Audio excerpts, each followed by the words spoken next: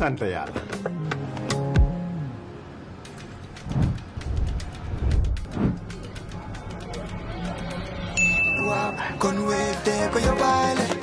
looy xaar utal Wave nga scan nga fay te nag doo ci yokku dara.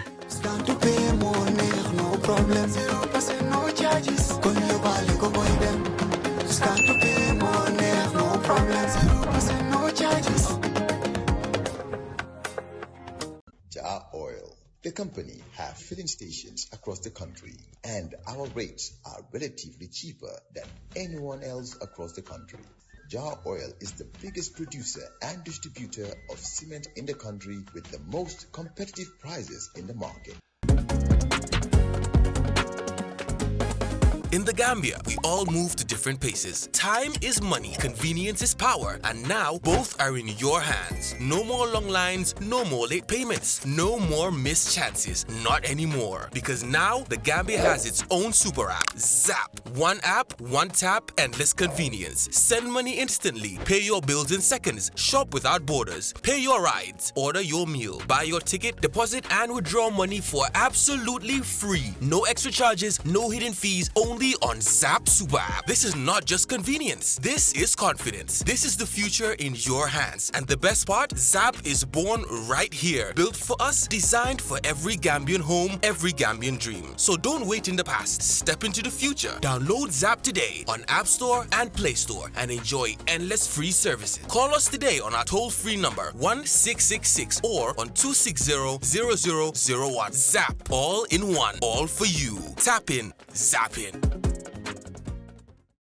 Let's talk about cost of living now and corruption and all of that. How do you assess the government's handling of these challenges? I think the CEPRAS poll shows convincingly that 60% say the economy is badly managed. That's what. 66% says they are dissatisfied with the government's job creation issue. And on that category, cost of living is a top concern for most of them.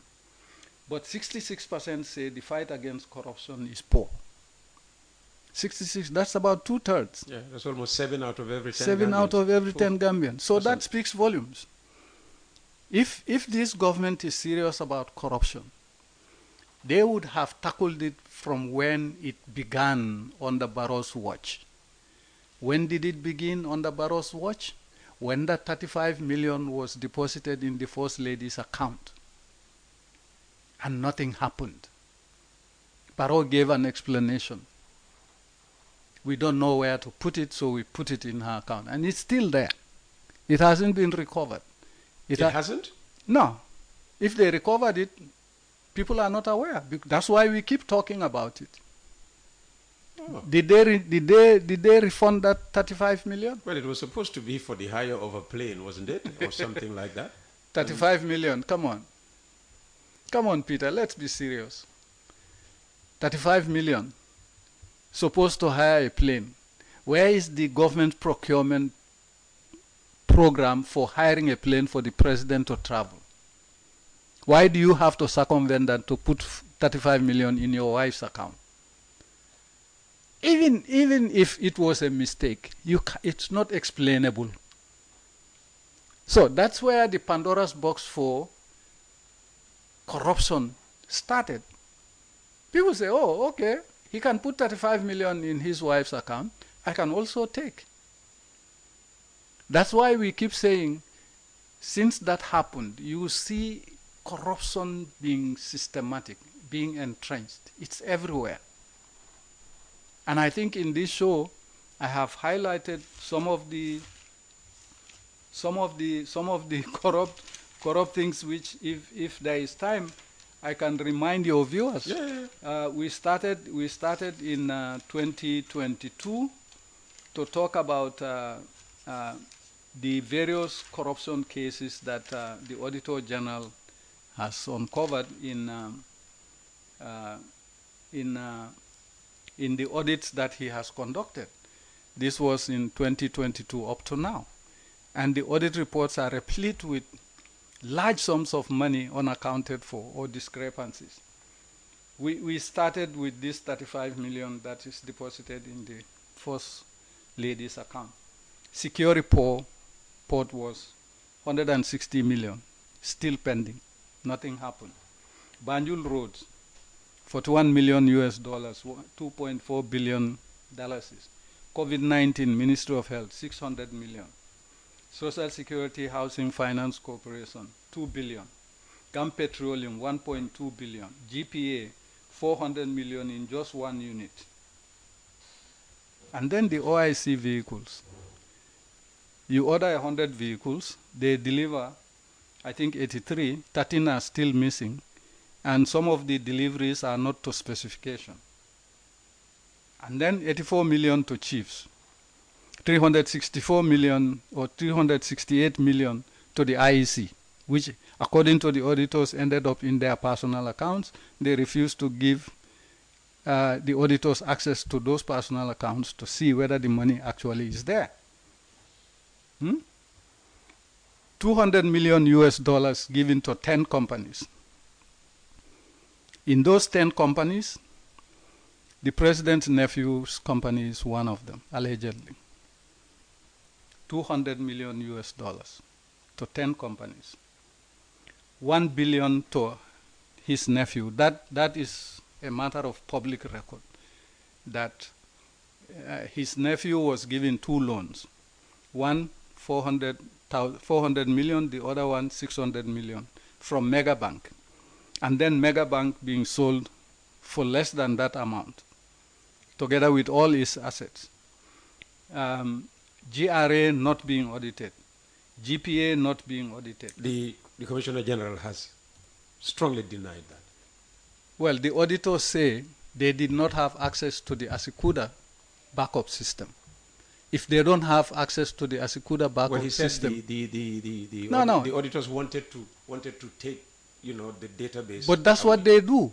Oh, that's what they do. Asikuda is listen. I started that Asikuda at the ports when I was in the UNDP local office. So it should not. The auditor should not have been prevented from taking that thing. Okay. Or you can even give him a copy, because it is a software that you can duplicate. So we are saying they have not been audited, and the auditors are not happy that they did not have access to their Asikuda database. GPA hasn't been audited. Lands Office, Office of the President, Ministry of Finance, Central Bank, GTB, all of these are still pending. And we are talking about these amounts of money. You remember the $75 million currency swap? On behalf of NRA. On behalf of NRA. Yeah. Still pending. For all we know, it has already taken place. 50 million given to Hamidou Jah from a Beda loan, which the government guaranteed, although they are now saying that has been refunded, or some of it has been refunded. The entire sum has been refunded, we are told. Yes, reported we are being refunded. What evidence do we have to that effect? Is it for government to present that evidence? Yes. Or was this yes. Not, if I give you 50 million and I guarantee that loan for you, and there was a lot of uproar about it, you return it to me, I need to tell my voters what happened to that 50 million. Because it was supposed to enhance small-scale agricultural production. It's a good initiative, handled poorly. Handled poorly by government or the beneficiary? They should not have given it to an individual. That's our issue. We have no issues with Hamidou and his... But the explanation was this for the private sector. Yes, but you put conditions there which no private sector company can meet. And that is come up with a certain amount of cash before you can access this issue. Hamidou met it. And literally it's like making it possible for him to get the thing. And that's where the problem really lies. If you took a loan to enhance your small-scale agricultural producer base, you shouldn't give it to just one person, because that one person is the only one who can meet the initial capital requirements to access that loan. That's where we have an issue. You don't have an issue with Hamidu, and he's a businessman. If you give me that opportunity, I will take it. So, the stadium renovation. This is something that nobody talks about. I'm a passionate fan of football, and I hate it that I can't go to my stadium to watch my national team play.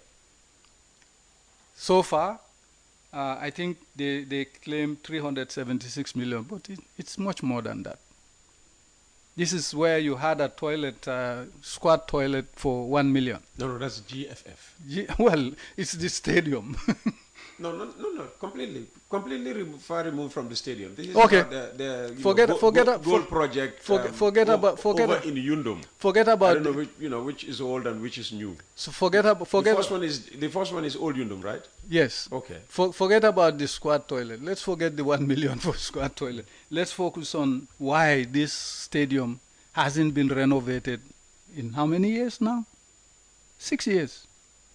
You mean the renovation has not, satisfied CAF, because it's up to them. But as far as they are concerned. But if you, we've never had the stadium looking as good as it is now. Yes. Only CAF says, it's still not good enough for our purposes.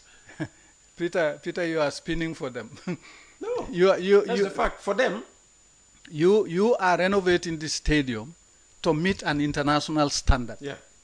If you cannot meet that international standard, what's the point in spending all that money? But that's what I'm saying.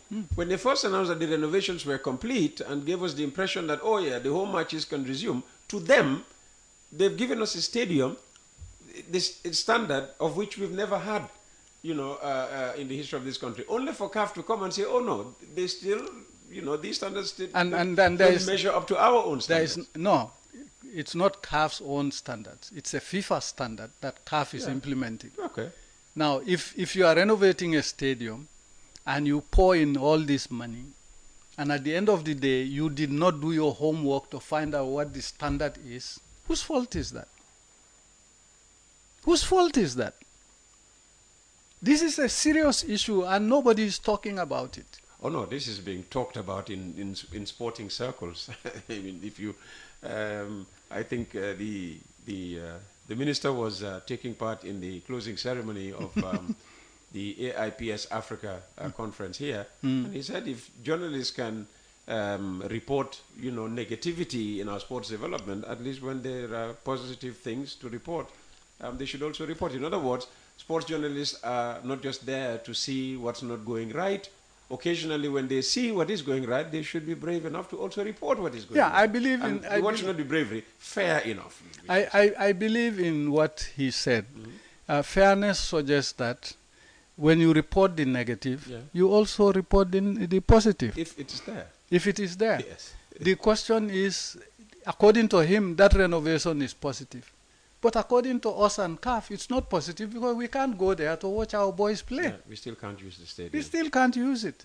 And after you pump in all this amount of money in it, the 110 million eco lodges that the tourism minister said on a public platform, he doesn't know what happened. Eco lodges, I think it's 20 million per lodge, a total of 110 million. And he doesn't know what happened to it. The eco lodges are not being built. They are not functioning.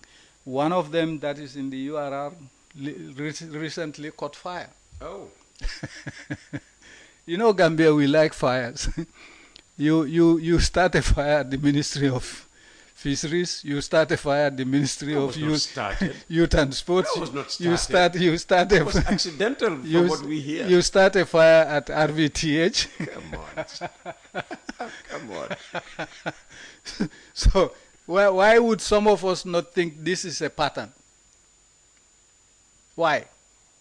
Because the areas that are burnt are areas that keep vital records.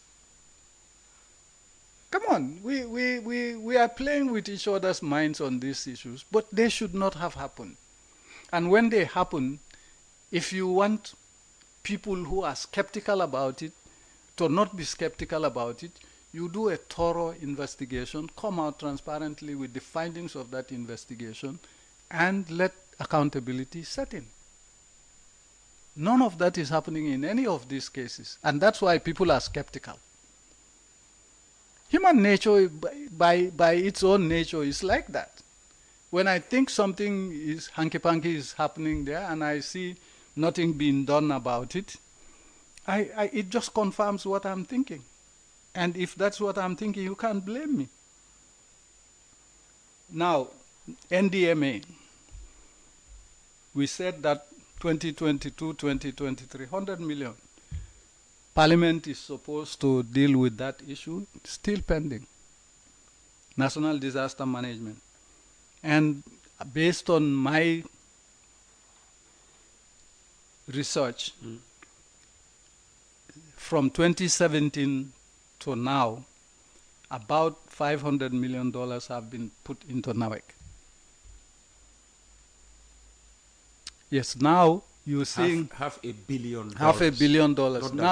Now you see, there is a serious improvement on NAWEC's side as far as keeping the lights on is concerned. And we need to acknowledge that. By the way, this is solar. Well, yes, I know, but I'm saying out there, maybe it's because of the same election year gimmicks that they always play. When the elections are coming, the lights all of a sudden turn on. When the election is gone, they die down. But the fact is, this. You think 2027 will not be I would like stable in terms of electricity supply as 2026? I would like to think so, and I honestly wish that 2027 this thing continues into 2027, 2028, 2029. But NAWEC's history doesn't support that theory. When the election, even during Jammeh's time, when elections are coming, the lights come on. When elections are gone, darkness sets in. We are saying these are the issues that we are seized with. Finally, and this has got something to do with the cost of living and the strength of the dollar. Our national debt portfolio. We've been saying in this program and other programs that our debt is not sustainable. And they're saying it is sustainable according to the World Bank. Now, Gambia is classified as a debt distressed country. Oh, really? Yes. I've said it here in my previous appearance, and I'm saying it again because I looked at 3 sets of documents. 2 of those documents originate from the Ministry of Finance itself. It's called, the first document is Total Public and Publicly Guaranteed Debt, what economists call PPG. The other document is the Media Macro Fiscal Review. Media. That was done in August 2024. It does not cover the rest of 2024. It does not cover the rest of 2025. It does not cover first quarter 2026. According to those data, and the third one is the global debt data that was released a few weeks or a month ago. When you summarize all of that, yes, Jawara had 30. For his 32 years as president, yes, in power, he had contracted $3.47 billion. 3.47 billion, and that is the 3.4 billion that constructed the road from Brikama all the way to Basse. It's part of it. Jammeh comes in 1994. He contracted 46.3 billion. In 22 years. In 22 years. 46.3 billion. If you add those together,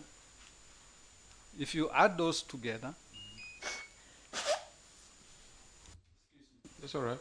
If you add those together, it's the flu season. Yeah, I'm very prone to flu and dust. If you add those two together, Jawara's 3.47 billion and Jammeh's 46.3 billion, the total is 49.77 billion in 52 years. 49.77 billion. In 8 years, Barrow contracted $101 billion in loans. And that is what we know. This does not include the hidden loans. Oh, there are hidden loans? There should be hidden loans. You're a funny man. There should be hidden loans. You know, look at what happened in Senegal when Macky left. All of a sudden, all these loans are popping up everywhere because the public is not being informed. We believe this country is going to face the same scenario, and we hope we are proven wrong, because that is what is good for the country. I hope so too. I hope so. Now, 101 billion in 8 years. Now, that brings our total debt portfolio to 150.77 billion. 150.77 billion.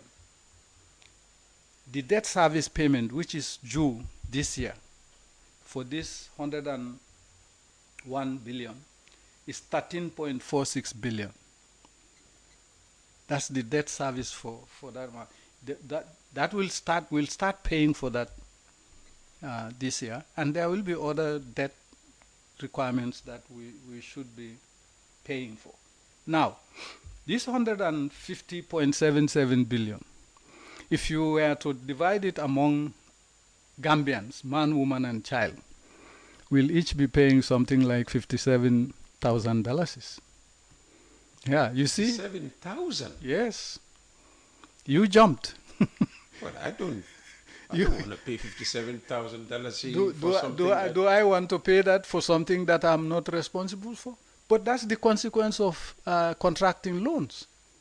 You think you are doing well, contracting these loans, building roads, and bragging about building those roads, even though those roads are substandard, they are overpriced. You still encumber all of us. Well, I'm not sure about the other roads, but come on, OIC highway is... Yeah, it's international class. I had a minister comment that it's a pleasure driving on it. Yes, it's a pleasure driving on it. That's not the issue we have with it. The cost per kilometer is what. And Peter, we've said it here many times that a road of that quality, a road of that standard, shouldn't cost $9.7 million per kilometer to build. That's our issue. The overpricing of the road, not the quality of the road. The quality of the road will prove itself with time. Yeah. But the cost that it was built... what's it called? Westfield, Sukuta was supposed to be, what, 25 years? 25 years. I mean, look at it now. It is being washed. Recently, I saw a minister in the rural areas on a video complaining the substandard nature of that road. And that is our issue. We are not saying we are against building roads. We are saying they need to be quiet. You saw Banjul to Serakunda, when Jawara built that thing. How many years ago is that? Yeah, you're talking about Jawara. How many years ago? If we had 22 years of Jammeh and nearly 10 years of Adama Barrow, that's easily 32 years. My point is that road is still functional. Absolutely, absolutely. Although it takes periodic resurfacing. Yes, but that's what you are supposed to do all over the world. That's what you do. That's what maintenance is all about. Yes, that's what road maintenance is all about. We're saying we're not against infrastructure. In fact, for us, there are three core issues: affordability, infrastructure, and constitutional democracy. Those are the three core issues that we are seized with. Are you still, going through your list of burdens on Gambians? Yes, I am still not ready, unfortunately. Okay. All right. The sale of our strategic national assets. We said it here. I said it here. My colleagues said it here many times, that we don't think it's a good idea leasing off our strategic assets. namely the Senegambia Bridge, which I don't like to call it Senegambia, I like to call it Transgambia, because that's its name. Leasing it off for what, 20 years, 25 years, during which you cannot build any structure like it on either side of the river. So you create a natural monopoly for that particular... Only 50-kilometer radius. Yes, but still, we should be allowed, as a sovereign country, we should be allowed to build a bridge where we want to build it.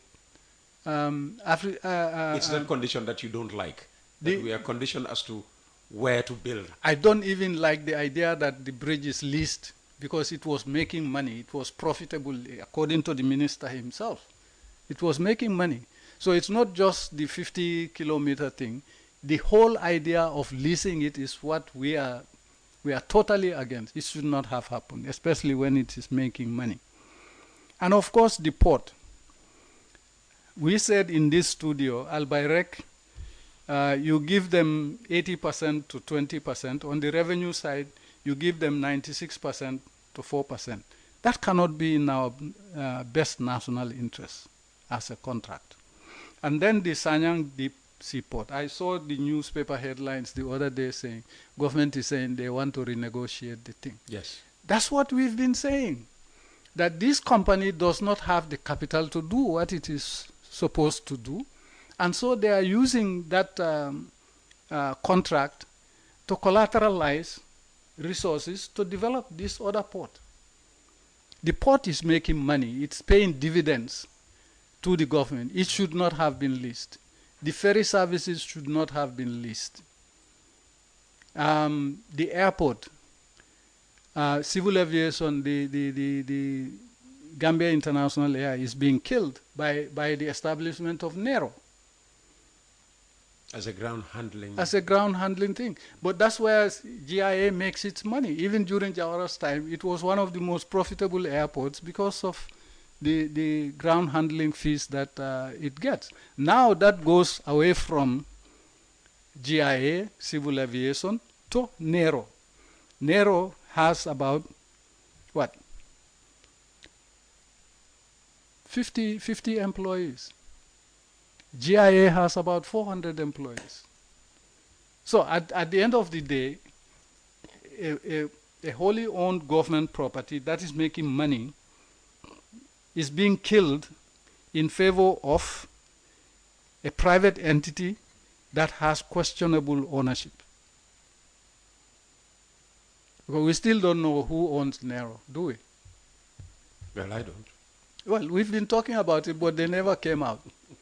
Okay. You'll be surprised to see who owns Nero. Why would I be surprised? I think you will be surprised. Any because Gambian is entitled to own Nero. Who? Is it Nero or Nero? I say any Gambian is entitled to own. Yeah, but the Gambians that are there is what is going to surprise you. Okay.